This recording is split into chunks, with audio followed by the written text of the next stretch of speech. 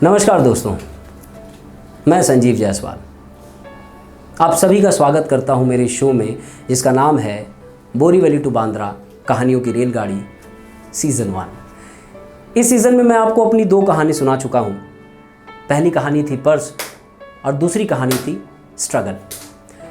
आज मैं आपको इस किताब की तीसरी कहानी सुनाने जा रहा हूं, जिसका नाम है राइटिंग यानी कि लिखावट। दोस्तों, अक्सर जब हम स्कूल के दिनों में 7वीं 8वीं क्लास में पढ़ते हैं तो आप में से कई लोगों के साथ ऐसा हुआ होगा कि जब टीचर किसी चैप्टर को पढ़ा रही होती है तो हम लोग पेंसिल लेकर के बैठते हैं, और जब टीचर कुछ इम्पॉर्टेंट नोट्स, वर्ड मीनिंग या किसी इम्पॉर्टेंट चीज़ को बताती है तो उसको अंडरलाइन करके उस पर नोट्स बना लेते हैं, ताकि बाद में जब घर पर जाएं तो उसे समझने में और रिवीजन करने में आसानी हो।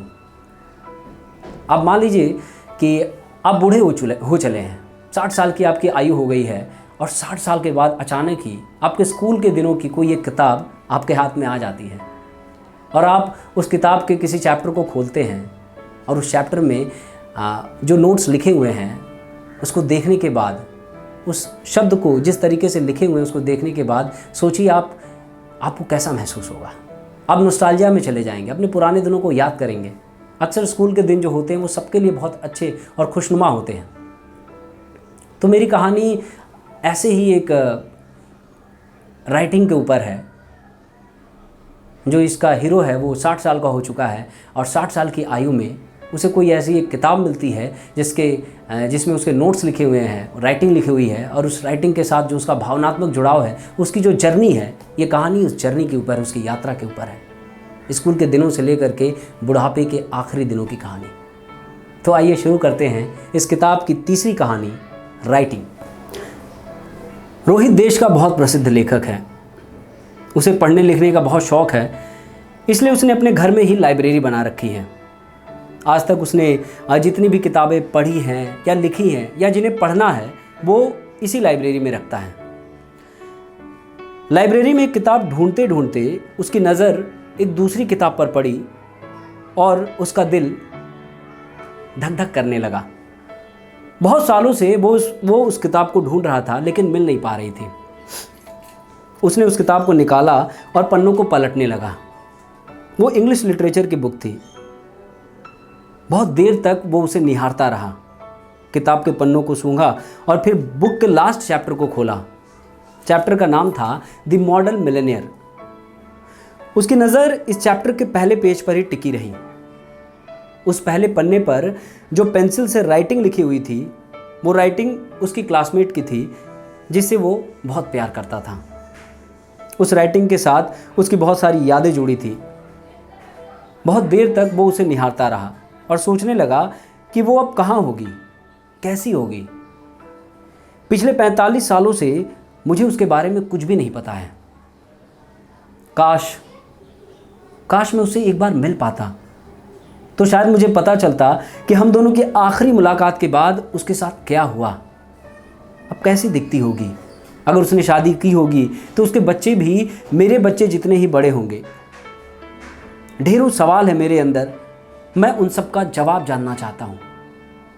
काश मैं उससे मिल पाता।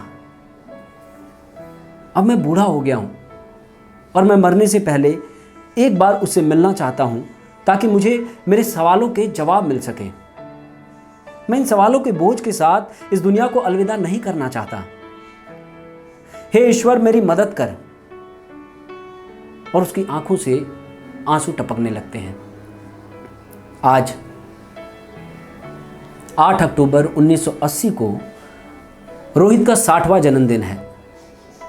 आज उसे एक निमंत्रण पत्र मिला जो कि बनारस के एक बहुत बड़े स्कूल से आया था। उसमें लिखा था कि श्रीमान, मैं और मेरे विद्यार्थी आपकी बेस्ट सेलर किताब आसमान अंधा है के बहुत बड़े प्रशंसक हैं। हम लोग आपको सम्मानित करना चाहते हैं। आपसे विनम्र निवेदन है कि आप यहाँ आएँ। आपके आने से हमारे छात्रों को प्रेरणा मिलेगी और बहुत कुछ सीखने और समझने का भी अवसर प्राप्त होगा। अगले महीने की 15 तारीख को हमारे स्कूल का स्थापना दिवस है। आपसे अनुरोध है कि उस दिन आप हमारे स्कूल में मुख्य अतिथि के रूप में आएं और हमें सम्मानित होने का मौका दें। रोहित ने उस पत्र को पढ़ा और उसका जवाब हाँ में लिखकर वापस भेज दिया। रोहित 15 नवंबर को बनारस के उस स्कूल में पहुंचे और उस स्कूल ने उन्हें बहुत सम्मान दिया। ऑडिटोरियम खचाखच विद्यार्थियों और टीचर्स से भरा हुआ था। सभी लोग उनको सुनने के लिए बेताब थे। उनकी किताब आसमान अंधा है पढ़ने के बाद लोगों के दिमाग में बहुत सारे प्रश्न थे। उन सारे प्रश्नों का जवाब एक एक करके रोहित ने सभी को दिए। उन सब सवालों में से एक कॉमन सवाल ये था कि सर आप इतने ज़बरदस्त आइडियाज़ लाते कहाँ से हैं? रोहित ने कहा, अपने अनुभवों से और समाज में घटित होती घटनाओं को देखते देखते ये आइडियाज़ आते हैं। बहुत देर तक पुस्तक के ऊपर बात होती रही और उसके बाद उन्हें माइक पर आमंत्रित किया गया कि वो बच्चों के लिए कुछ प्रेरणादायक शब्द बोले। रोहित ने भाषण देना शुरू किया और भाषण देते देते उसकी नज़र एक टीचर पर पड़ी जो कोने में खड़े होकर बहुत गौर से उसे देख रही थी। जब रोहित ने भी उसे गौर से देखा तो उसे लगा जैसे आज ईश्वर ने उसकी सारी मनोकामनाएं पूरी कर दी हों, उसके सारे सवालों के जवाब दे दिए हों। वो टीचर कोई और नहीं बल्कि उसकी क्लासमेट थी जिसे वो आज तक भूल नहीं पाया था। वो उसे देखता ही रह गया और अपनी पुरानी जिंदगी के बारे में सोचने लगा। उसे बचपन से लेकर आज तक का सफ़र याद आ गया। वो सोचने लगा। यहाँ से कहानी फ्लैशबैक में चली जाती है। रोहित का जन्म एक गांव में हुआ था जहाँ वो पैदा होने से लेकर 8 साल तक रहा। उसके पिताजी राशन की दुकान चलाते थे। शुरुआत के 8 साल वो सिर्फ अवधी भाषा बोलता रहा। उसे हिंदी नहीं आती थी। बहुत छोटी सी उम्र में ही उसे ताश खेलने की, गुच्ची खेलने की, बीड़ी पीने की और गुटखा खाने की आदत पड़ गई। 8 साल तक आते आते उसकी दोस्ती गांव के बड़े बड़े लड़कों से हो गई। वो अपने पिता की दुकान से पैसे चुराता और जुआ खेलता। पूरे दिन वो घर से बाहर रहता, पोखरे से मछली पकड़ता, छोटी मछलियों को कच्चा खा जाता, घोंगा भून कर खाता और जलकुंभी का नाव बनाकर पोखरे के इस पार से उस पार तक जाता। हद तो तब हो गई जब उसके पिता को एक दिन पता चला कि वो अपने दोस्तों के साथ दिल्ली भागने वाला है। उस जमाने में अक्सर लोग गांव से भागकर दिल्ली जाया करते थे। उसके पिताजी घबरा गए। उन्होंने सोचा अगर इसे बचाना है तो इसकी जगह बदलनी होगी। उसके पिताजी ने फैसला कर लिया कि वो गांव छोड़कर अपने बड़े भाई के पास कानपुर चले जाएंगे। उन्होंने गांव में राशन का काम बंद कर दिया और पूरे परिवार को लेकर शहर चले आए। वहां पर भी उन्होंने राशन की दुकान खोल ली और कुछ ही दिनों में दुकान चल पड़ी। शुरू में जब रोहित कानपुर आया तो वो स्कूल में अवधी में ही बात करता और टीचरों को उसकी भाषा सुनने में बहुत मजा आता। धीरे धीरे उसकी दोस्ती यारी बदली, माहौल बदला और उसका ध्यान पढ़ाई लिखाई की तरफ लगने लगा। बहुत कम समय के अंदर ही उसकी गिनती स्कूल के टॉपर्स में होने लगी। 3री कक्षा से लेकर 7वीं कक्षा तक वो हर चीज़ में टॉप करता रहा, चाहे वो पढ़ाई लिखाई हो या खेलकूद। उसकी इस ज़बरदस्त तरक्की से उसके पिता का सीना चौड़ा हो जाता। वो विश्वास ही नहीं कर पाते थे कि ये वही रोहित है जो गांव से भागकर दिल्ली आने वाला था। एक दिन रोहित ने अपने पिता से कहा कि पिताजी, मैं सर्वपल्ली राधाकृष्णन स्कूल में पढ़ना चाहता हूँ। ये स्कूल कानपुर के टॉप 10 स्कूल में आता है। पापा उसके मान गए। मानना ही था क्योंकि होनहार तो था ही, इसलिए उसका एडमिशन भी बहुत आसानी से उस स्कूल में हो गया। आज स्कूल में उसका पहला दिन था। उसे कहाँ मालूम था कि आज उसकी ज़िंदगी बदलने वाली है। जब वो घर से स्कूल जा रहा था तो उसी समय रास्ते में एक लड़की दिखी जिसे देखते ही रोहित को कुछ हो गया। वो उसकी खूबसूरती और सादगी को देखता ही रह गया। मन ही मन सोचने लगा कि अगर इस लड़की से दोस्ती हो जाए तो ज़िंदगी बदल जाएगी। स्कूल की मॉर्निंग असेंबली ख़त्म होने के बाद जैसे ही वो क्लास में घुसा, उसने देखा कि वही सड़क पर जो लड़की दिखाई दी थी वो उसके क्लास में बैठी है। उसका दिल बहुत तेज़ी से धड़कने लगा। उसे लगा शायद ईश्वर चाहता है कि हम दोनों की कोई कहानी हो। रोहित को स्कूल जाने में बहुत मज़ा आने लगा। धीरे धीरे उसने उस लड़की से दोस्ती भी कर ली।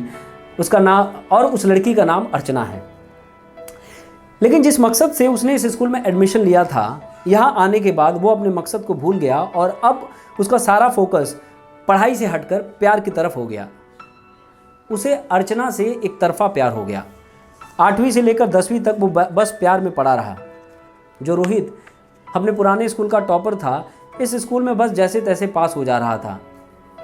उसके पिताजी समझ नहीं पा रहे थे कि आखिर ऐसा क्यों हो रहा है। एक दिन की बात है, टीचर इंग्लिश लिटरेचर की क्लास में एक चैप्टर पढ़ा रही थी, द मॉडल मिलेनियर, और जो बुक नहीं लाया था उसे वो सज़ा के तौर पर बेंच के ऊपर खड़ा कर रही थी। रोहित ने देखा कि आज अर्चना इंग्लिश की बुक लाना भूल गई है। उसने फटाफट उसे अपनी किताब दे दी और बेंच पर खड़ा हो गया। जब टीचर पढ़ाने लगी तब उसने देखा कि अर्चना पेंसिल से उस चैप्टर को अंडरलाइन करके उस पर वर्ड मीनिंग और नोट्स लिख रही है। आज टीचर फर्स्ट पेज तक ही समझा पाई। रोहित उस लिखे हुए नोट्स को बहुत ध्यान से देखता रहा और अर्चना के बारे में सोचता रहा। ये सब करते हुए वो अपने पूरे शरीर में अद्भुत ऊर्जा को महसूस करता। एक दिन उसने अर्चना को एक लव लेटर लिखा जिसमें लिखा था, आई लव यू। अर्चना ने उसे पढ़ा और पढ़ने के बाद फाड़कर उसे वापस दे दिया और कहा कि हम सिर्फ अच्छे दोस्त हैं, इससे ज़्यादा कुछ नहीं। समय बीतता गया और अब 5 साल हो चुके थे, लेकिन उसका सारा ध्यान सिर्फ उस लड़की पर ही था। जब पढ़ाई लिखाई करके कुछ बनने की उम्र थी, वो उसने प्यार के चक्कर में गंवा दिए। उसके जीवन का बस एक ही उद्देश्य रह गया था, अर्चना के साथ अपनी आगे की ज़िंदगी बिताना। आखिरकार वो समय भी आ गया जब उसने एक आखिरी बार उससे पूछा कि क्या तुम मुझसे प्यार करती हो? उसने कहा, नहीं, मैं नहीं करती।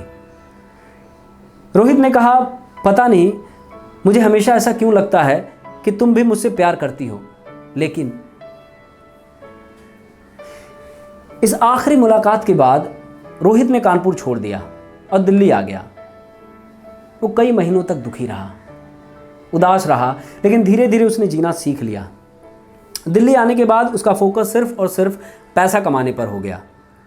सबसे पहले उसने एक बिल्डर के यहाँ नौकरी कर ली। 1 साल नौकरी करने के बाद उसे ये एहसास हुआ कि अगर ज़िंदगी भर बिना काम किए पैसा कमाना है तो प्रॉपर्टी खरीद कर उसे किराए पर चढ़ाओ और किराए की जो कमाई आए उससे ज़िंदगी बहुत आराम से कट जाएगी। नौकरी करते करते उसने कुछ पैसे इकट्ठा कर लिए और कुछ अपने पिता से मांग लिए और 100 गज की ज़मीन खरीद कर उस पर 2 मंजिला मकान बनवा कर उसे किराए पर चढ़ा दिया। देखते ही देखते उसने दिल्ली में बहुत सारी प्रॉपर्टी खरीद ली और कुछ सालों के अंदर करोड़पति बन गया। पैसा कमाने का मकसद तो उसने पूरा कर लिया था, लेकिन जो 5 साल उसने पढ़ाई लिखाई पर ध्यान नहीं दिया था, उस कमी को पूरा करने के लिए वो तरह तरह की किताबें पढ़ता रहता। एक तरह से वो किताबी कीड़ा बन चुका था।